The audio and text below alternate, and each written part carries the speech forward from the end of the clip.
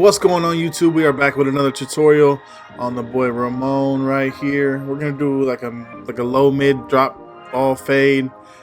He didn't want anything cut off the top. He cuts his hair on the top about every 3 haircuts.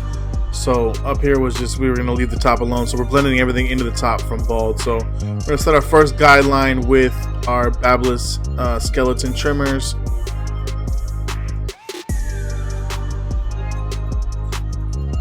And then right after that, we're gonna go in with the shaver. I kind of cut the video up a little bit so there wasn't so much drag in between doing the cuts, you know. So there's a lot of cuts in it, but I'm trying to just keep it short and simple. As you guys can see, this is only like a little over a 12-minute video, so I was trying to compress everything and but still also show you guys every step. So right here, we're gonna do the other side and match it through the back, and then we'll hit it with the shaver again. And I'm using my Andis Masters on this one, so we're going to be using the double magnet guards for this with the cordless Masters. I'm really liking those clippers right now. I'm about to do a best clippers for 2020 video. I'm probably going to film that actually right after I finish this tutorial up. So right here, we're going in with our zero guard all the way closed to clear some bulk and set our first guideline after the bald. Once we get done with this, we're gonna take that off and we're gonna open up the lever and start working that down. But like I said, we're gonna do both sides. And let me know if you guys like this style of the tutorial where I kind of jump around and just cut out all the non-cutting portions and stuff. It was also, I seen in my comments yesterday that y'all prefer the voiceover for the tutorials. So from now on, I will make sure I follow through on the steps. So like I said, right here, we're going no guard with just the bare clipper. We started off with the clipper open, and then we slowly closed the lever. And then I decided to start working from closed all the way open instead of working down. I decided to fade up on this.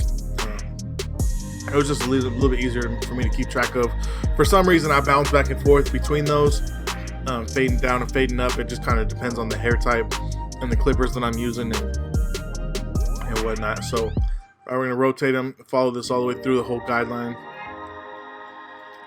Let me know if y'all have a pair of these Andis Masters and what y'all think, because I personally, previously I hated Masters, like corded Masters. I hate Masters. They're like 100 pounds, and they cut good. Don't get me wrong, they always cut good, but they're 100 pounds. They don't cut through wet hair very well. At least I never had a pair that did. Let me know if y'all like the cordless ones though. So right here, again, we're starting with all the way closed, and then we're going to work open, going up. And like I said, sometimes I change my mind and I fade down and I fade up and I fade sideways and upside down and all types of stuff. Whatever you got to do to get that line out, pretty much. You know what I'm saying? So stretch the skin up a little bit, start following it through. And then we'll jump to our next guard here in a minute.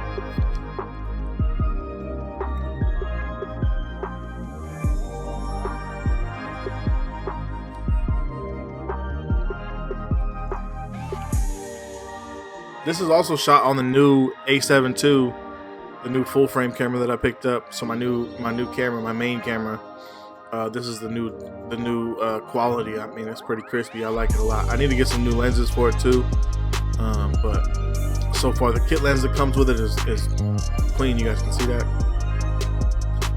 So right here, we're finishing up right under the occipital bone, just tying in the sides to the back, trying to maintain our shape.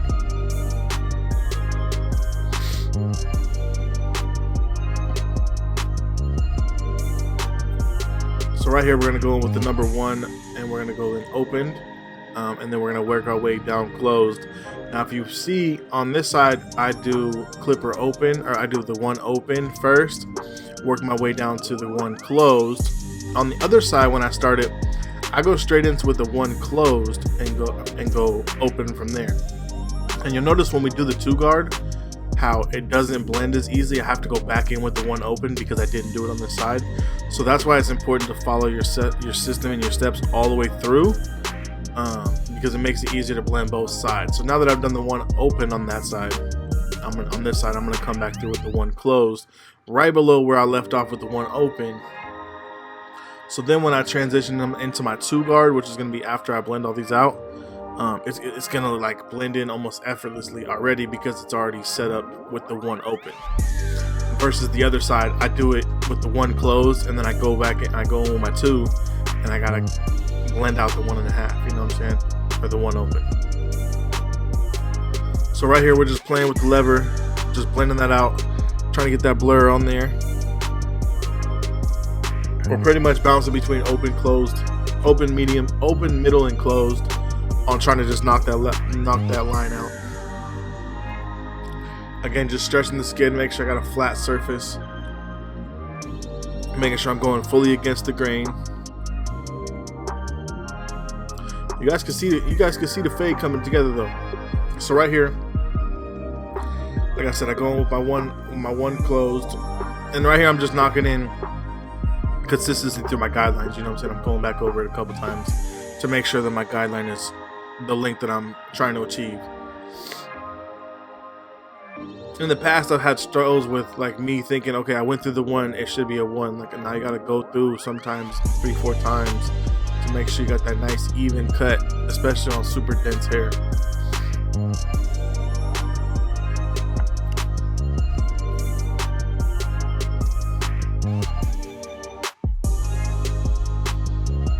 And right here, we're just gonna go in and tie everything into the back around the occipital again.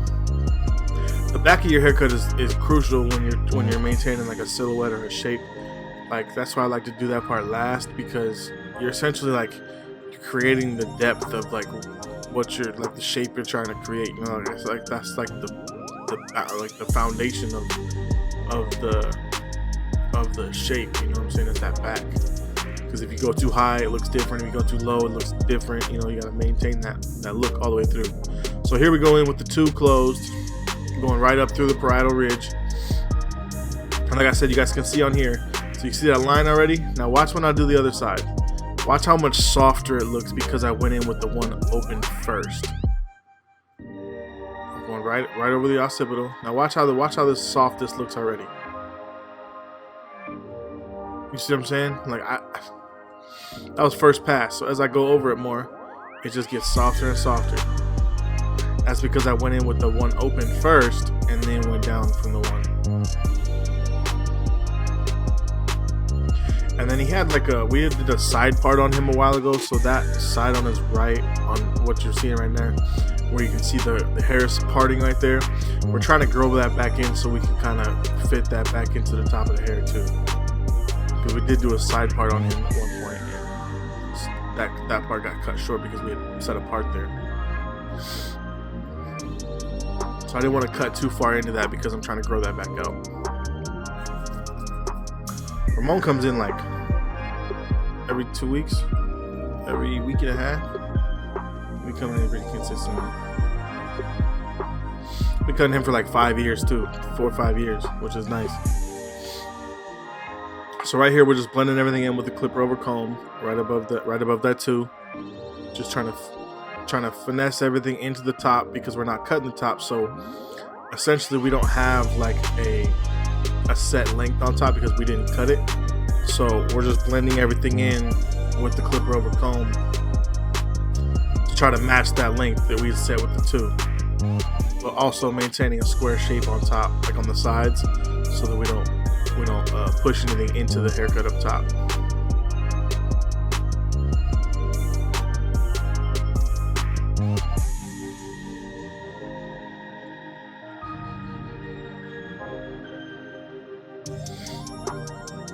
So right here, I'm gonna come back in with the one open and try to blend that out because, like I said, going in with the two, I still had that guideline in there. So real simple, it fades right out. It's nothing crazy.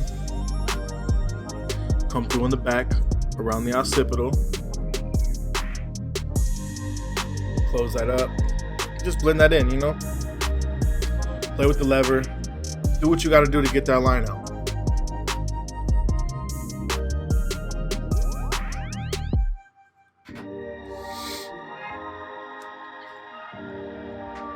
And right here, we're just going back through and detailing before I finish up that clipper over comb on the other side. I've been trying to pay more attention to my detail in my face too, so that's why I'm making sure I'm going back and detailing more little dark spots out and stuff like that. So right here we're doing clip over comb right over the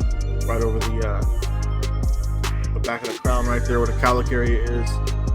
I'm gonna leave that nice and full so nothing sticks up, nothing looks crazy.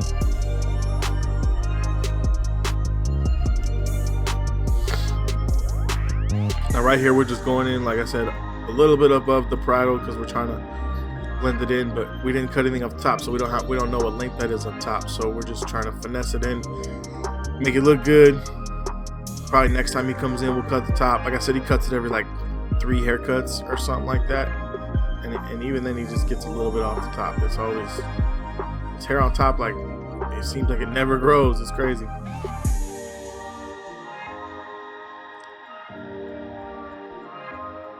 So like I said, right now we're just going back through and detailing before we start the lineup process. I'm just trying to get as blurry as I can, as blurry as I can. So if I gotta hit that thing 100 times, I got an hour to do so. That's what I set my appointment times at now.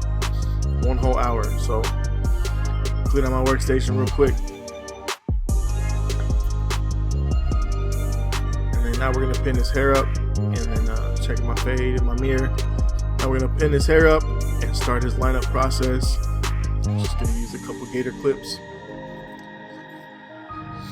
right here, and then when you do that, you don't want to pull the hair too tight up top because it stretches the forehead out, and then you can have a crooked line doing that because you'll pull that tension up there, set your line, and then you let it go, and it's actually lower than what it really is. So I try to like pull the hair and then like let it fall naturally a little bit and then clip it there. I just want it out of the way. I don't really want it like stretched or over directed. So right here we're just setting, and I didn't use any enhancements on him. Sometimes I do, sometimes I don't. It just kind of depends on how he's feeling. But for the tutorial, I just wanted to do an all natural cut. So checking my line work, tipping back for the razor sesh. Got that Tune 45. Got the I think I got the medium exposed cartridge in there right now. Just enough for me to see the corners so I can really get into the details. And then we'll just set that point on the side, set our arch. Set that sidebar, and then the other side, I was gonna move the camera, but I figured y'all, we just watch this side. There's no point to show the other side is the exact same thing. So here's the cut. Let me know what y'all think in the comment section below. I like how this cut came out. I like how the tutorial came out. Let me know what y'all think. In the next screen and the end screen, if you like the video, make sure you hit my face and subscribe to the channel. Also, make sure to hit the like button and share this video for somebody you think might use it. I appreciate y'all watching, and I will see y'all on the next video. Peace.